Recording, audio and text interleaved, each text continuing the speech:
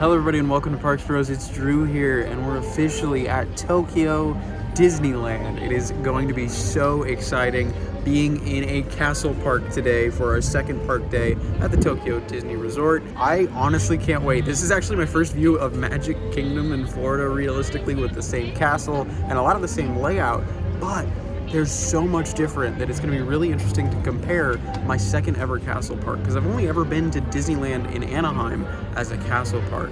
So with that said, our original plan was going to be Pooh, but Pooh is closed. So my backup was Monsters Inc. Monsters Inc. is temporarily unavailable, so I have no idea where we're going, and we're probably just going to walk around. But we at least do have a Beauty and the Beast reservation time, so we'll be heading over there at least, which is just fantastic news. I'm really excited to get on that. But yeah, I don't really have an agenda. There's a lot of Donald Duck stuff everywhere, so I'm really excited to check out all the Donald stuff. He's already got an hour wait though to meet him, so I don't think we'll be doing that today necessarily, but there's going to be a lot of decorations and a lot of merch that I can't wait to check out. So with that all said, let's go ahead and head into the park properly. In front of the restrooms as we're about to head in though, I wanted to look at these amazing EV strollers. Honestly, so cool. I love that there's no more basket out front, so it's less space up front being taken up, and you have the storage space underneath the seat, and it's a three-wheeler. It's just a lot more efficient and a lot more compact, so it's going to be harder to get run over by these things around the park. So really, really happy to see these.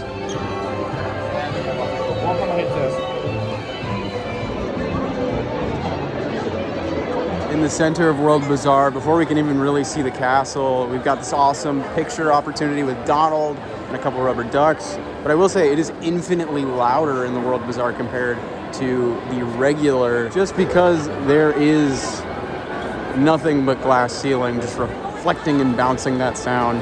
But look at that castle. Man, oh man, that's huge. Okay, actually getting a sense of scale now in this castle. Got me saying some naughty words. That is insane looking. Wow. Yeah, as we get closer and closer, I'm recognizing how massive this castle actually is compared to ours. Ours is a little puny baby. It's so like cutesy. Wow. Goodness gracious. Hunter, we're definitely not in Anaheim anymore. Don't rub me into it. I gotta give massive props to all of the actual props around. They even changed all the umbrellas to be Donald Duck themed. Like, it's insane to see how much effort they've done into this seemingly fairly random event, at least I would think. But it's all looking really, really pretty. Not too many trees and the actual like esplanade in front of the castle, but you do have some really pretty trees all around, and we're not going to talk about those cranes until a little later, but I'm missing Space Mountain too, unfortunately. But Space Mountain will be reopening as a brand new experience in a couple of years time.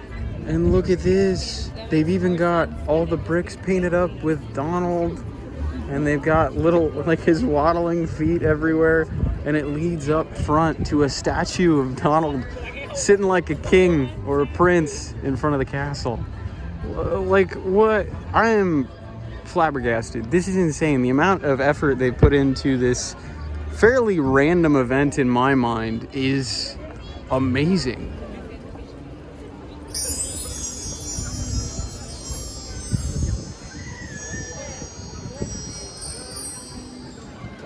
Look at all these gorgeous mosaics. I don't know if they have them in Florida too, but these are absolutely stunning.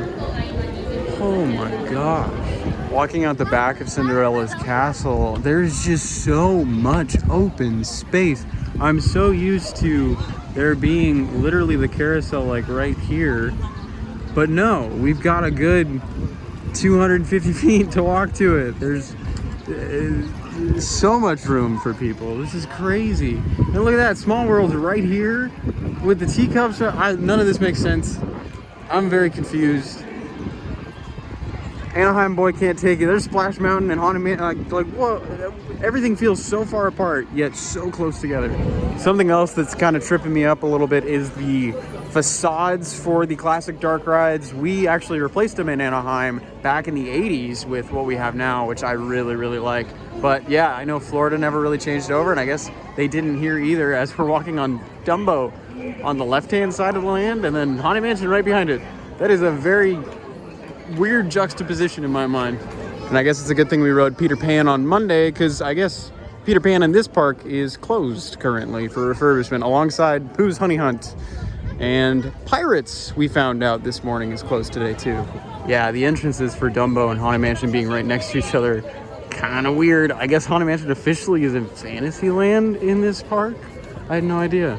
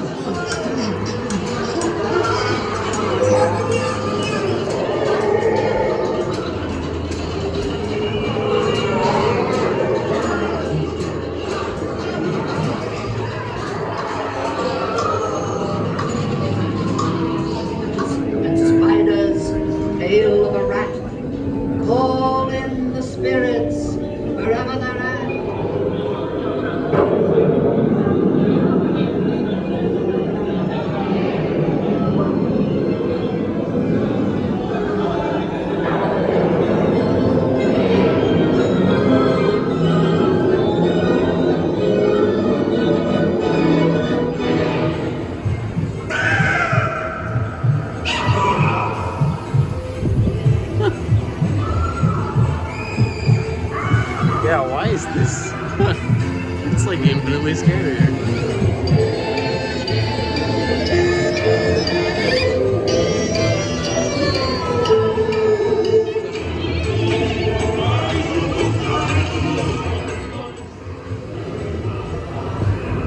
Be sure to bring your death certificate. Well, I can say one big positive was there's cushioning on the seats. We need that in Anaheim for sure. But definitely a lot more intense it felt than Anaheim's in a way. Like less kid-friendly, especially some of those jump scares in the middle. That would have gotten me as a kid for sure. And heck, one of them got me today. Okay, this is kind of interesting. I'm not sure if there's a full maze. Maybe. Oh, it looks like maybe a food area. I see it says banquet hall on there. That's interesting. I was thinking maybe it was close to what France has, because on the map all you see is the maze, but I guess this might be a food location. Kind of bummed, but I will say the menu looked really, really good, and price-wise was pretty reasonable. Now, right next to it is a Small World featuring Groot. They've got a bunch of Marvel characters in here, at least for the next couple of months minimum. Interested to see what this is like, but the line is getting pretty big, just like everywhere else in the park. Monsters Inc. officially reopened, though, already an hour wait. It's kind of crazy to be this close up to the clock tower and to see how colorful this one is. They're even playing a Small World version of the Avengers theme. Once you have boarded your photography, thank you.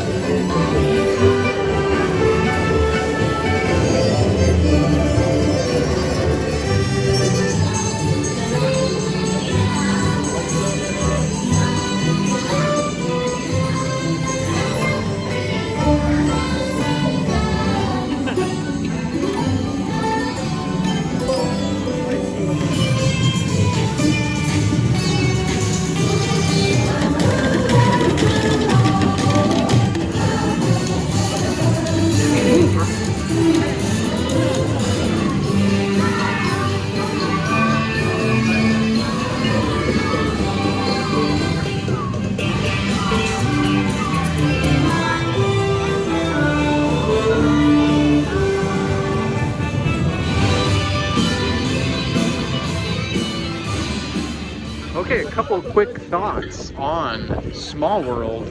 Gotta say, I wasn't sure on the whole group thing and adding Marvel, but that was absolutely adorable. I loved every little reference in there and every character that showed up. I think ride-wise, I probably prefer this Small World. However, that whole loading situation, insane as it is, I think I do prefer the original a little bit more, just because it feels more grand. It ends the area. But yeah, that was absolutely amazing. I love Small World. That was great. It was a cool choice, even though it wasn't our intended one. As we're walking upon Pooh's Honey Hunt, which unfortunately our plan A for the day is under its seasonal refurbishment. Yeah, unfortunately my most anticipated ride of this park doing its seasonal maintenance thing. It's closed for about a month, and of course it's when we're here. But yeah, unfortunately it just gives us a reason to come back, or I guess I should say fortunately, but I've already got plenty of reasons to come back already. This thing is insane though, if you've seen anything from it. And yeah, really kind of heartbroken not gonna be able to ride it, but we could try the honey popcorn if we want.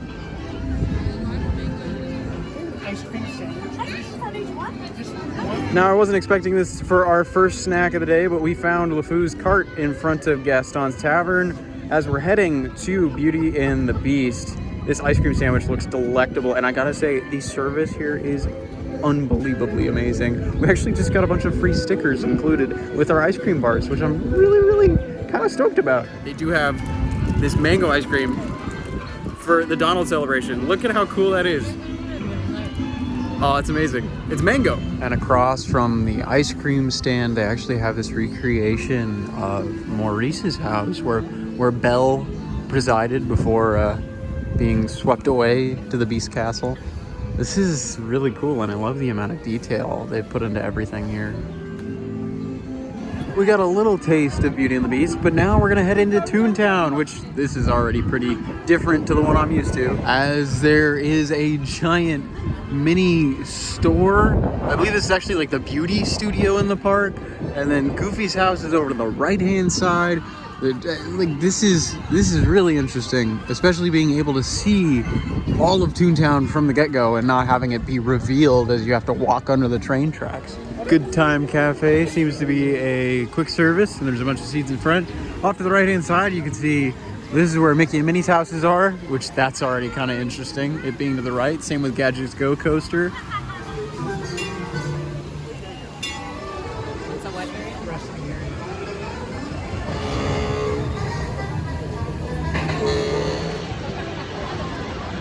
So I will say, they still seem to have like the Goofy Bounce House and the Tree House for Chip and Dale, but unfortunately you can see they've filled in the tracks for the Jolly Trolley. So there's one thing that's still missing from my youth that I'm gonna miss a lot.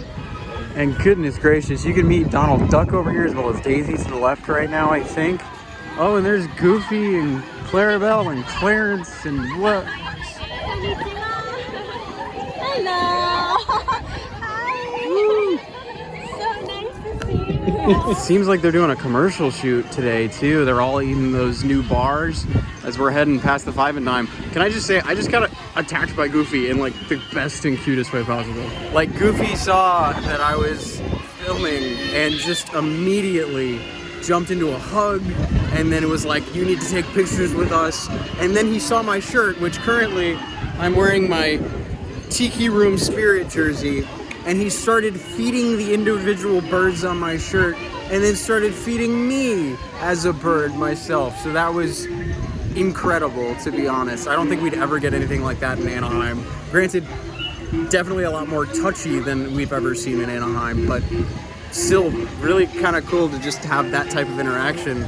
I don't think I've ever had an interaction that in depth. But after that really fun experience with Goofy, Horace, and Clarabelle, let's head into Cartoon Spin. The blueprint for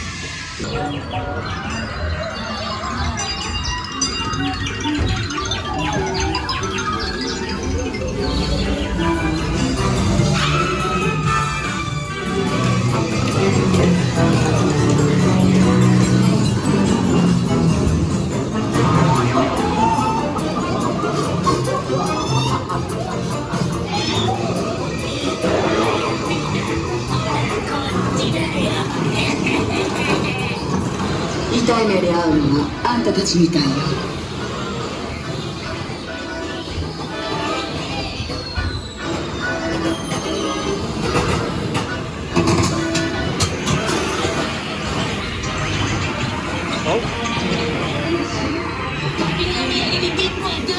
いい機嫌になるぞ。見て見て、インスタントだ。もう安心だよ。 Cartoon spin, just as amazing as always, especially with all of the effects working. Only thing that didn't work was the spinning on my individual car, but that's okay. It was still a lot of fun. Next up, though, is going to be the Enchanted Tale of Beauty and the Beast. So let's head that way. Light tune down. It's kind of crazy.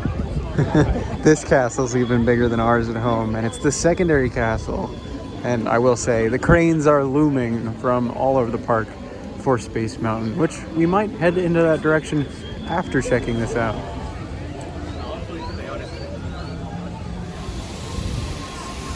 This is stunning. Yeah, no, I've seen a lot of videos, I've seen a lot of pictures. This is really, really pretty in person. Well, most of it.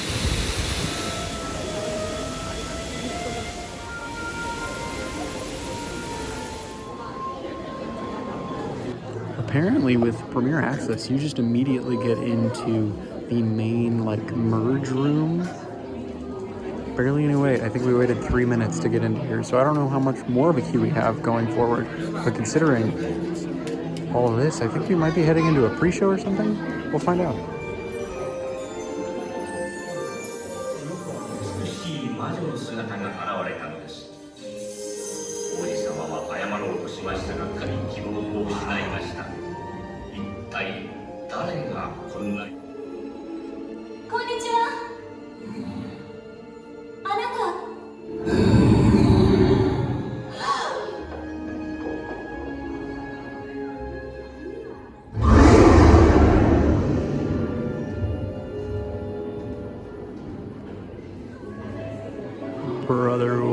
くれるかもしれないね。でもそのためにはあの子がご主人。